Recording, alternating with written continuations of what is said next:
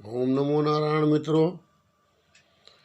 तो राशिफल की आपकी काफ़ी डिमांड आ रही है, लेकिन जब अधिक से अधिक व्यक्ति एक ग्रह से प्रभावित हों तो राशिफल कुछ ही आदमियों के काम का होता है। तो बदले शनिदेव बदलेगी दुनिया आपको बता दिया था, आंदोलनकारी शनि का स्वरूप भी बता दिया था। अब बात ये है कि बदलाव तो आप देखो भयंकर है, और आप पिछली गणनाओं में चले जाओ तो ऐसे ही होता है, उसमें कोई रॉकेट साइंस नहीं है। अब थोड़ा सा विवेक की कमी चारों तरफ दिख रही है आपको, क्योंकि किसी भी विषय में आप अपना विचार रख नहीं सकते, लेकिन बदलाव तो है। तो अब बात यह है कि वैसे भी कली काल है, ये कली काल में जरासंध से बचना बड़ा कठिन है। तो हमें अपनी द्वारिका बसानी पड़ेगी। ये ऐसा नहीं है भाई कृष्ण भगवान के जरासंध रणछोड़ नाम कहाया है तो अब हर सनातनी को अब रणछोड़ बनना पड़ेगा, क्योंकि देखो गंदगी कितनी फैला दी गई है। मीडिया पे वो आपके सामने हैं, एक तरफ भगवान बैठे हैं शंख चक्र गदा पद्म धारण करके पौंड्रक बन के, दूसरी तरफ त्रिशंकु है, वो स्वर्ग की इच्छा में यज्ञ कर रहे हैं। क्यों? अभी बीच में पिस गया हमारे जैसा आदमी। खैर, ये तो पिसता ही आया है, पिसता ही रहेगा, लेकिन शनिदेव हैं। अब सवाल यहाँ ये भी विशेष हो जाता है कि भगवान इंसान को तो कुछ सद्बुद्धि दे सकते हैं, भगवान को सद्बुद्धि कहाँ से दें? सवाल यहाँ है ना। खैर, तो शनिदेव बदल गए तो आपने देखा दुनिया कितनी बदल गई, सारे समीकरण चेंज हो गए वर्ल्ड के। आप इसको थोड़ा बड़े दिमाग से देखें, जो मैंने कही थी बात, सारी दुनिया के समीकरण आज चेंज हैं, बदल चुके हैं। अब बात करेंगे अपने प्यारे भारत की। तो प्यारे भारत में मैंने आपको बता दिया, एक तरफ तो भगवान बैठे हैं, उन्होंने शंख भी लगा रखा है, चक्र भी लगा रखा है, गदा भी लगा रखी है, पद्म भी लगा रखा है, और भक्तों का अगर वश चले तो ये विष्णु भगवान से एक आध चीज़ फालतू और लगा दें। एक तरफ तो वो हैं, दूसरी तरफ यज्ञ चल रहा है त्रिशंकुओं का कि स्वर्ग जाना ही जाना है। इस चक्कर में एक दूसरे का भ्रम की स्थिति खड़ी हुई है। वरना तो भाई यदि आपका यज्ञ त्रिशंकुओं का यज्ञ नहीं है तो आपने जो 2 लाइन बोली थी वो 2 लाइन अगले बदल रहे हैं। दैट्स ऑल भाई, इतना उधम काहे को, इतना तमाशा काहे को? ये अपनी समझ से बाहर है। खैर, भक्तों को भगवान मुबारक और त्रिशंकुओं को उनका यज्ञ मुबारक। हमारी तरफ से दोनों को शुभकामनाएं हैं। अब रह गया कि बदलाव। जो अब ये बदलाव आएगा ये क्रांति ला देगा कृषि के क्षेत्र में।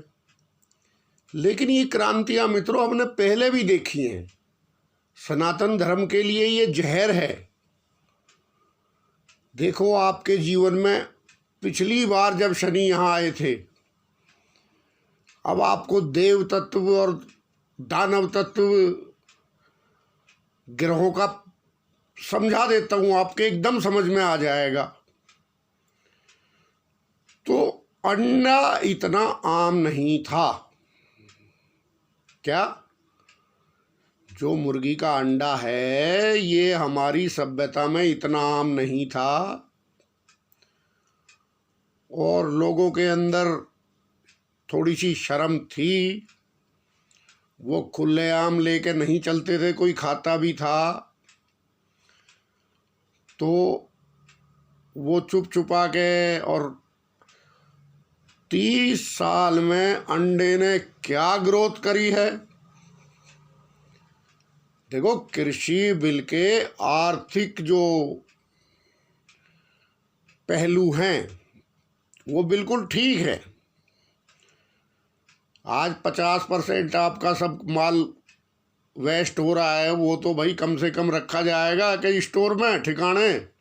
खैर चलो, ये चीज़ें समझाने का मतलब नहीं है। या तो पौंड्रक कृष्ण के भक्त नाराज हो जाएंगे या त्रिशंकुओं की पार्टी नाराज हो जाएगी। जो यज्ञ कर रहे हैं वो कहेंगे तू हमारे यज्ञ में खलल डाल रहा है। तो भैया क्या कहे यार। आर्थिक फायदे ठीक हैं अपनी जगह, लेकिन देखो पूंजीवाद एक जरासंघीय व्यवस्था है और ये पाप को बढ़ावा देता है। अंडरस्टैंड? अब पाप को बढ़ावा कैसे देता है मैंने आपको बता दिया। जितना पिछले 30 साल में ये आर्थिक नीतियां उदारीकरण अपनाने के बाद जितना अंडा मुर्गा मांस का प्रचलन इस देश में बढ़ा है इतना कभी नहीं था। ठीक है, ये एक इसका नुकसान है हमारे धर्म के लिए। लेकिन ये बड़े बलवान हैं, क्योंकि अगर मान लो जब सचमुच के भगवान कृष्ण नहीं टिक पाए जरासंध के सामने, रणछोड़ नाम का लिया, तो ये कहाँ टिकेंगे। अब इसके प्रति मुझे खतरा ये है कि भाई कहीं लाल मीट ना आ जाए आपकी प्लेट में। क्योंकि जिस तरह से आपको संडे हो या मंडे रोज खाओ अंडे, और अंडा आपके जीवन में एक आम चीज हो गई। ठीक है, अंडा कभी आलू नहीं हो सकता। ये सब कहने की बात है। अंडा अंडा ही है, तामसिक भोजन है, और वो कभी आपके आध्यात्मिक पक्ष को, यदि कोई कहता हो कि वो आध्यात्मिक पक्ष को या सनातनी पक्ष को सपोर्ट करता है, वो कोई मानने वाली बात भी नहीं है। लेकिन अब बात ये है कि जिन देशों की नकल करके, क्योंकि हम तो नकलची है ना, हमारा अपना तो कुछ है नहीं अर्थशास्त्र। हालांकि है अर्थशास्त्र हमारा भी, उस पर विचार किया जाए तो, लेकिन कौन करे इतनी मेहनत। अब विकसित देशों की तर्ज पे ये बिल है। अब यदि मित्रों अगर आप इंटरनेट पे चले जाना, आजकल सब सूचनाएं उपलब्ध हैं, क्योंकि यूएस और यूरोप, नकल भी तो किसकी है, चलो वो भी तो बताना पड़ेगा ना, जिसकी हम नकल मार रहे हैं आजकल। तो उनके जो किसान हैं, खेती और पशुपालन, इसको आप अलग अलग कह लो, है तो किसान ही, गौ मांस पे कितना आधारित हैं। आपकी आंखें फटी की फटी रह जाएंगी। आप चले जाओ, क्योंकि आंकड़े वाकड़े भैया मैं ना बताता, मैं तो इशारा कर दूं, जाके देख लेना। अब इतना गौमांस उत्पादन करने के बाद भी वहां का किसान किस कंडीशन में है आपको ये भी पता है। लेकिन हम तो ठहरे परम नकलची। क्यों? गुलामी गई थोड़ी है हमारी अभी। कौन कह रहा गुलामी चली गई? तो अब ये एक साजिश है भारतीय की प्लेट में रेड मीट लाने की। ठीक है, वो अमेरिका का है भी, यूएस में और उधर वो जो लगते हैं नारे, जैसे यहाँ संडे हो या मंडे रोज खाओ अंडे, तो ऐसे ही कुछ बहसें होंगी। क्योंकि देखो इस देश में जस्टिफाई करना बड़ा आसान है, किसी भी चीज़ को आप जस्टिफाई कर सकते हो। तो फिर अब ये मोदी सदा बैठा रहेगा। हालांकि हर शासक बेचारे की ये एक बीमारी है, जो शासन करता है उसकी बीमारी है। वो ये सोचता है कि तू सारी उम्र, मतलब तीनों, जब तक ये दुनिया है तब तक तू शासन करता रहेगा। ये हर शासक की बीमारी है। अब ये मोदी जी तो बैठे रहेंगे नहीं, और लोग भी आएंगे। क्यों? अब जहां पैसा आ जाता है, आज भी विदेशी हमारे बैल की पूंछ का स्वाद बड़े चटकारे ले रहे हैं इसी मोदी के राज में। भाई खूब एक्सपोर्ट हो रहा है। ये तिलकधारी बढ़ने से क्या होगा? हाँ, अगर कोई कॉरिडोर जैसे ये हम तो जहाज बनाओगे, हम तो रेल चलावेंगे जी बुलेट की, हम तो, अरे शिव भक्त है अच्छा भला, 12 ज्योतिर्लिंग का कॉरिडोर बनना था। हाँ, मेरे पास पूरा प्लानिंग है, परिक्रमाओं का हमारा पूरा इतिहास है, परिक्रमाओं पे सनातन धर्म है। अब वो आप हेलीकॉप्टर में करोगे तो कोई उसका अर्थ नहीं रह जाता। तो हर 50 किलोमीटर पे एक आयुर्वेदिक अस्पताल हो जहाँ पे रिसर्च हो, हर 50 किलोमीटर पे एक संस्कृत का महाविद्यालय हो, पूरा ऑर्गेनिक वहाँ पे खाना हो, गौ माता का दूध हो, गौ माता का घी हो, गौशालाएं हो, और कंक्रीट का रोड नहीं बनेगा, वो कॉरिडोर बनेगा जिसमें सिर्फ बैल अलाउड हो। आज का इंसान इस तेजी से दुखी है, हमें आज के इस इंसान की मजबूरी समझनी पड़ेगी। तो ऐसा बात नहीं है 15-20 किलोमीटर की, आजकल तो बढ़िया बढ़िया एक्सल आ रखे हैं। मैं कह रहा हूँ 15 किलोमीटर, 10 किलोमीटर की भी अगर यात्रा संभव है तो वो एक टूरिज्म हब बन जाएगा। क्योंकि देखो वहीं आपका आयुर्वेद वैद्य तैयार होंगे एक से एक, वहीं आपके एक से एक आचार्य तैयार होंगे, और आधी दुनिया, क्या पूरी दुनिया इस टाइम में त्रस्त है अपने मानसिक रोगों से, तो वहीं योग ध्यान केंद्र भी होंगे उस कॉरिडोर में। मैं कह रहा हूं इतनी विदेशी मुद्रा आ जाएगी, मोदी से और इसके चेलों से संभाली नहीं जाएगी, और सनातन धर्म का नाम होगा, और वो शाकाहारी कॉरिडोर होगा। तो व्यक्ति यात्राएं कर सकेंगे। चलो पुराने ज़माने में हम पैदल परिक्रमा करते थे, आज भी करते हैं, लेकिन आज सबसे दुखी कौन है? परिक्रमा करने वाला। जो लोग गौमुख से रामेश्वरम जल लेके जाते हैं, कभी उनकी समस्याएं पूछना आप, किस सरकार ने ध्यान दिया है इस पे? असली भगत तो वो है। ए थोड़ी फिल्मी दुनिया का छूटा हुआ फुस्सी बम आके जो मर्जी कह दे तो वो बड़ा सनातनी हो गया ना। तो पूरा एकदम बढ़िया, जहाँ पे नियम कानून सब सनातनी हो। मैं कह रहा हूँ ये देश हर बीमारी का इलाज रखना जानता है, और इस बायोलॉजिकल वार में तो ये जरूरी हो गया है।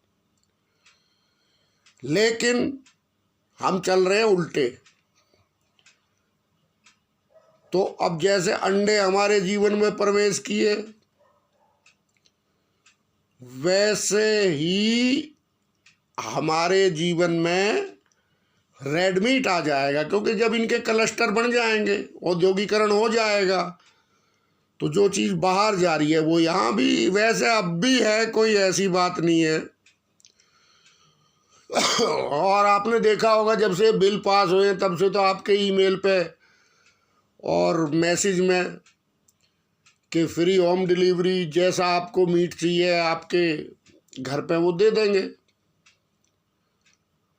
तो इस दौड़ में हम पैसे हैं, आर्थिक तौर पे मैं बिल्कुल इसका समर्थक हूँ, लेकिन सनातन धर्म का नाश करने वाला बिल है ये।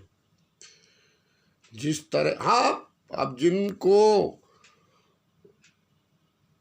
अभी क्या करें, जिनकी जीभ भी हमेशा गंदगी खाने के लिए लपलपाती रहती है, वो तो कुछ भी कह देंगे। लेकिन सनातन तो सनातन है भाई, उसकी अवधारणा के खिलाफ है। मुझे इस बिल से ये डर है कि अब आपका मांस की खपत एकदम बढ़ेगी, क्योंकि कृषि का जब व्यवसायीकरण होगा तो उसमें एक बहुत बड़ा भाग मांस का है। और फिर देख लो आप मांस खाने वालों का, उनका तो बजट हेल्थ का क्या है क्या नहीं है, तनाव कितना है, वो मुझे कुछ बताने की ज़रूरत नहीं है। हाँ, हम ऐसा जैसा मैंने मॉडल बताया कि हमारी परिक्रमाओं के आधार पर हमारे कॉरिडोर बने, हिंदू कॉरिडोर, तो हिंदू राष्ट्र बनेगा।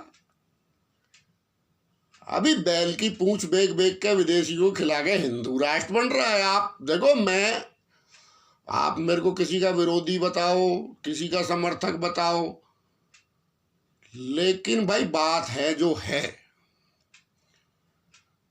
ये नाटकबाजी दिखाने से क्या होगा? आज जो किसान अपनी गाय को कम से कम कसाई को तो नहीं देता, वो बेचारा निकाल देता है, क्योंकि उसकी कैपेसिटी नहीं है। किसान का दोष मैं कैसे बता दूं? उसकी बेचारे की कैपेसिटी नहीं है। बाकी तो ये कैसे काम करते हैं आपने देख लिया होगा संत गोपाल दास का।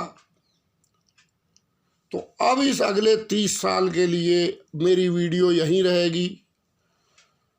अब जो 24 घंटे में से 18 घंटे काम करता है, उसको हम ये भी नहीं कहते कि इसने ये पक्ष नहीं विचारा होगा।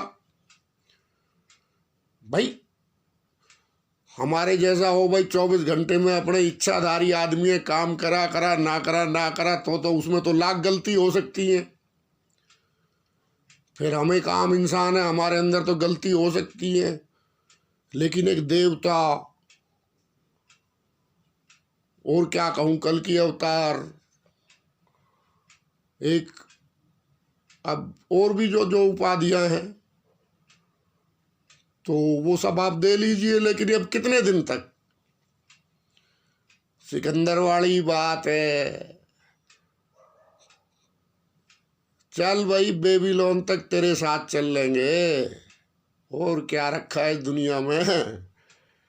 तो सिकंदर को समझ में आ गई कि बेबीलोन में क्या होना है, वह लेट आई। तो ये धर्म रोएगा हमारा सनातन। पूंजी के पीछे हम भाग गए, कोई बात नहीं, तो इसलिए मेरा ये वीडियो रहे